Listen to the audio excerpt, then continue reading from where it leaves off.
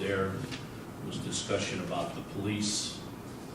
I don't know if you heard any of it, Mr. Chauvin, but you guys can throw your 2 cents in here. But what I sat and listened to is Laura Brown describing that ordinance and saying that it didn't look like there was a lot of savings up front the first year or two. There might even be some costs, and we know that because of training and testing and all these other things.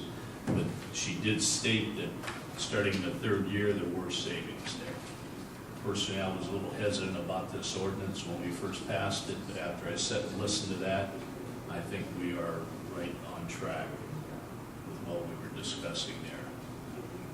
Something that some of the commission members voiced is they don't want us to just take this and put this proposal together and clean it up and send it back to them as this. That's not saying they won't accept that, but they would like us to try to look for some additional savings. Myself, I know we talked about it some here a couple of weeks ago, and it'd be nice if we could find maybe another $100,000, $150,000 annually somewhere, if we could, to add to our plan. And then I would say that's what we would send back to them. We will cost this out on the police and see exactly what it does amount to over a 5-year period. We'll see if they agree with the numbers that you've come up with. If you saw Mr. Chauvin's email, Mrs. Hanrahan, I thought he explained his position on that ordinance very clearly. And if there's any questions, I think there should not be any misunderstandings on it. So I intend to ask Laura Brown to cross those 2 things out for sure. I'm going to throw it out there for anything else anybody else wants to discuss, either what they heard at that meeting or future of our plan that we're putting together. Yes. First off, I'm sorry about being late to get it out to you guys. Many of you have probably not received it yet, but I sent an email to Diane that I received from Ms. Brown and then asked Diane to forward it out to everybody on council. Last week I asked Ms. Brown to tell us or what her opinion was as to the cost. If I could quickly pull it up, I will. If not, I won't waste our time. But essentially what she was saying is that she feels that initially there will be some upfront training costs, just like you said, and that the issue we may run into is that 2015 we operate at 0 budget. We operated to the 0, or we budgeted to the 0, and then when we increase costs without receiving a savings in the same year, we're going to have to make that up somewhere in the budget. What she has here is currently, I'm reading from her email. Currently, I calculated 1 new hire starting work on 6/1/15. Once training cost and overtime savings are factored in, this would cost the city approximately an additional $12,000 in the 15 budget. She does go on to say, though, by 2017 we have a savings. The concern that I think she was voicing, what Ms. Hanrahan is voicing, is that the current structure of the ordinance that we passed would make it so we'd start hiring officers this year, and there may not be enough time in the year to realize the savings from the training costs. Whereas if you have a whole year, you hire someone at the beginning of the year, you train them, and by the time you get to the end of the year, there could be some savings and it balances itself out. This is just what they're reporting. I wanted to report it back to the council. The answer is up to us what we want to do.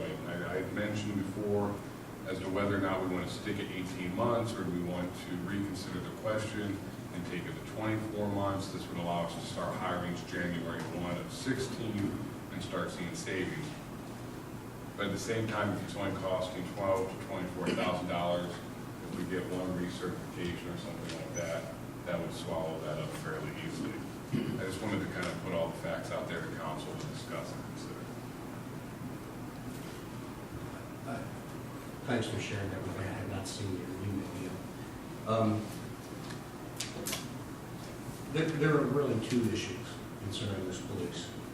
One is the financial issue, which we're dealing with now because it's a fiscal recovery plan. The other is a public safety issue. And I'll give you a perfect example of why I don't want to reconsider this, why I want to move this ahead. The sooner we get to 44 people, the sooner we are going to be able to bring in a detective bureau and a special investigator unit. You know, we all know that there was an alleged homicide this weekend. The body was found in Central Park. What you may not know is that the Bureau of Criminal Investigation out of Columbus is taking the lead on this because we don't have a detective bureau.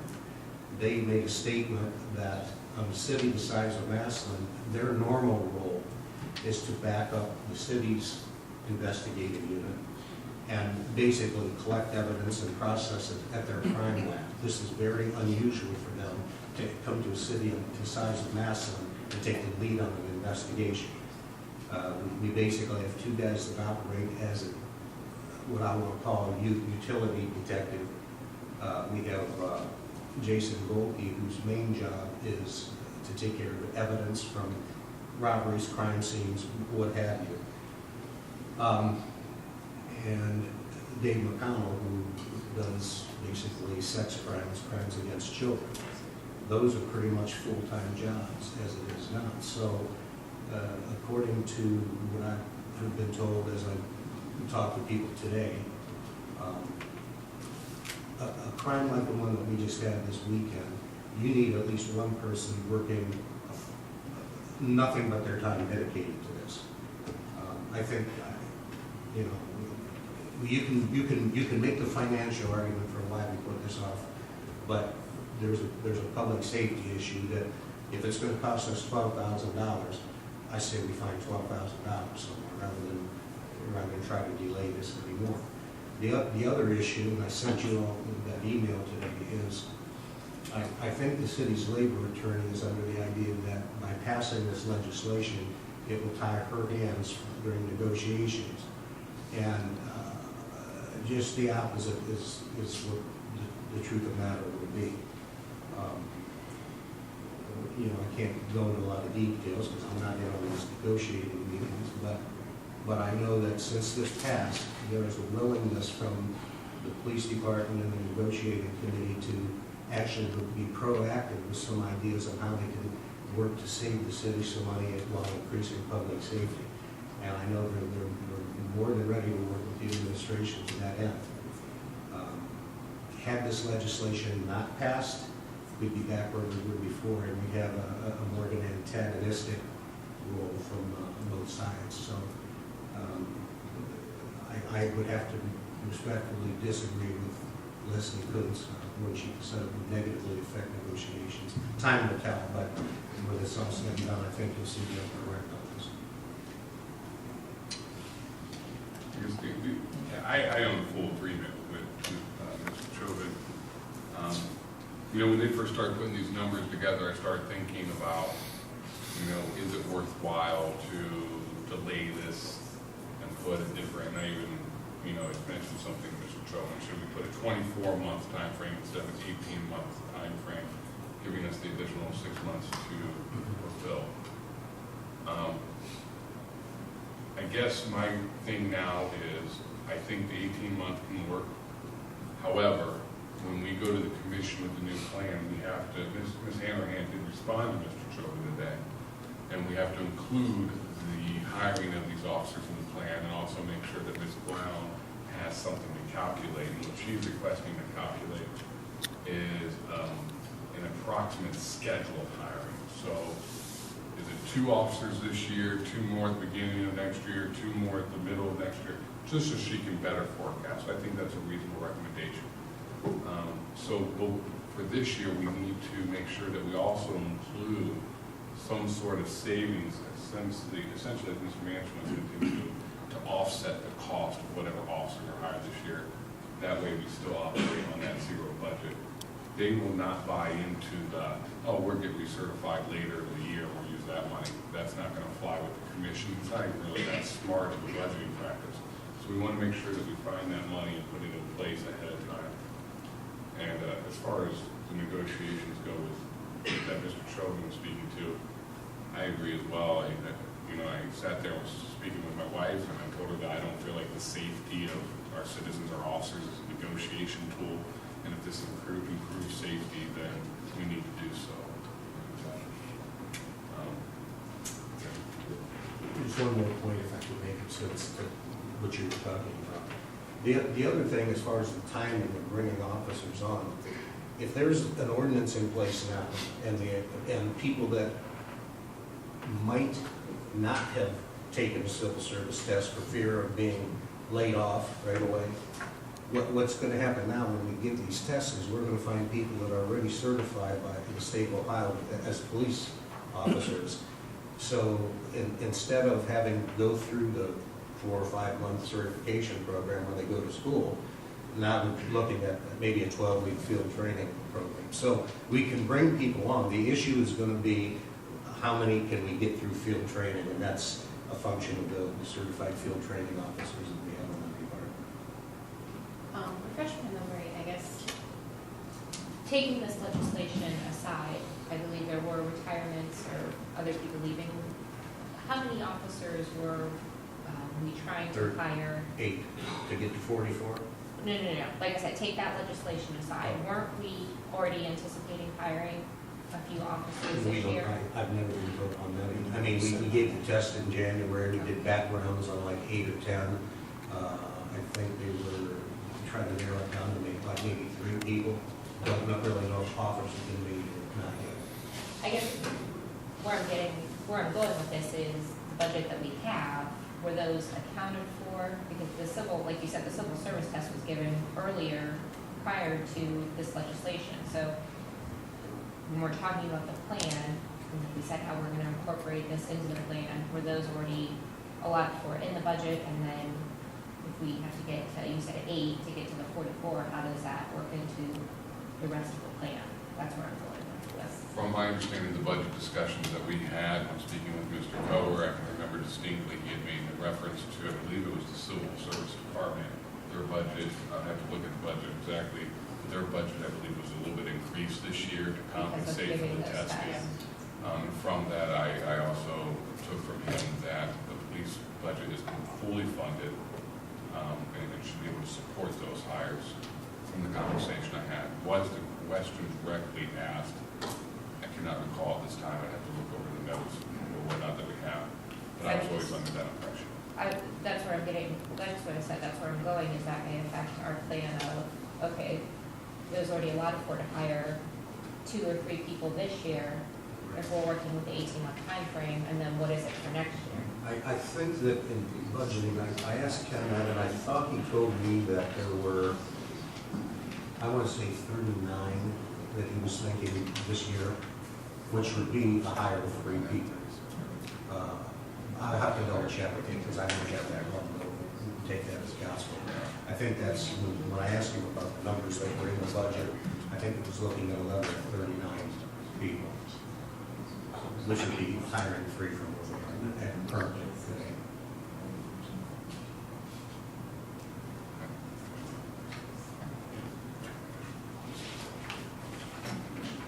I think what Ms.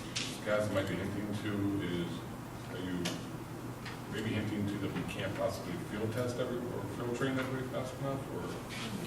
No. What I'm getting at is, you were saying about part of the fiscal plan, as requested by the commission, is since we passed that ordinance, and they want some sort of plan of us working into, since we put a time frame on it of 18 months, we're obviously not going to hire all the officers in 2015.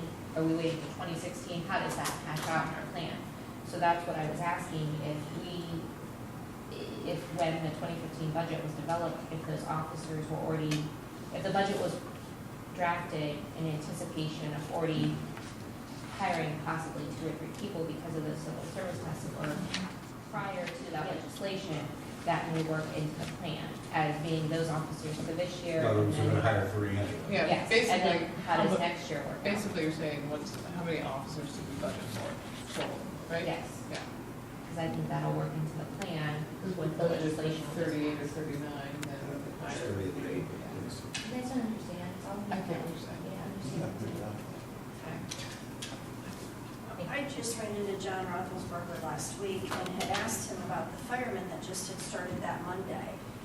And he had told me that there were possibly 2 policemen that were getting ready to start too in the near future. So to your comment, it sounds like that was already in the works regardless of the legislation that was passed. What the magic number is, I don't know, and he did not give me a time frame. He just said tentatively that was in the works.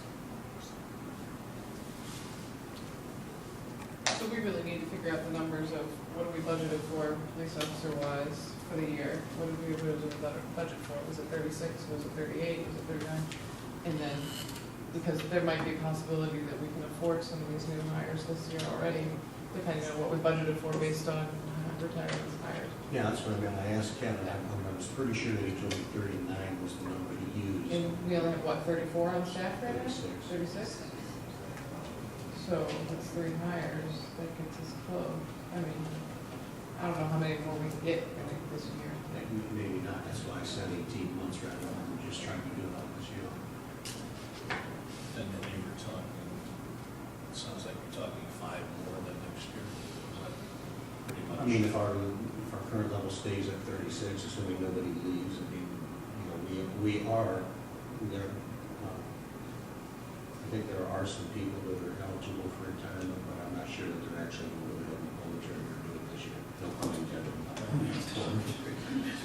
These, question is, these people that are training, officers that are training, how soon can we expect them to be able to start helping us as far as the overtime situation? Not until they're done with field training. While they're in How school, long is that? 12 weeks probably. But that's assuming that they're already certified by the state of Ohio. They've been through Ohio or whatever the police officer training academy is. Because when they're doing that, they're not getting paid by the city anyway. So they don't come onto the payroll until they start field training. But until they successfully complete field training, they can't be put into the rotation that would reduce overtime.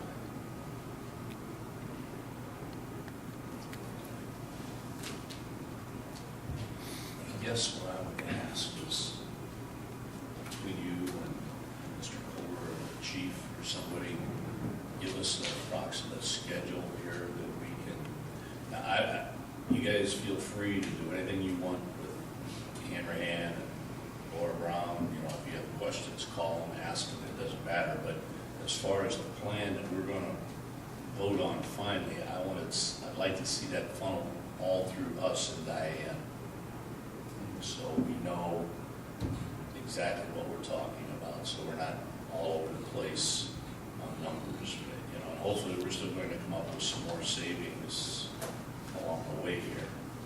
I hope somebody comes up with some ideas. Like I said, they asked for it. If ask some of the other people in there, Mr. Gesser specifically said, don't feel restricted to what your plan already is, that if you can come up with more ideas, either to increase revenue or to reduce costs, put them in the Yes, plan. so you can make a request from the chief and the administration, I guess, a schedule of hires. That way we can get that to Ms. Brown. I think the beauty of it is we've all been under the understanding that we were going to be replacing the retirees. And from this conversation, those ones should already be essentially budgeted for. Otherwise, we were presented a budget with false pretenses and then fully compensating the people that we were, in one hand, paying to test, but on the other hand, we weren't expecting to actually pay for after we tested. So it's got to be in there. Otherwise, the budget wasn't truly to zero anyway.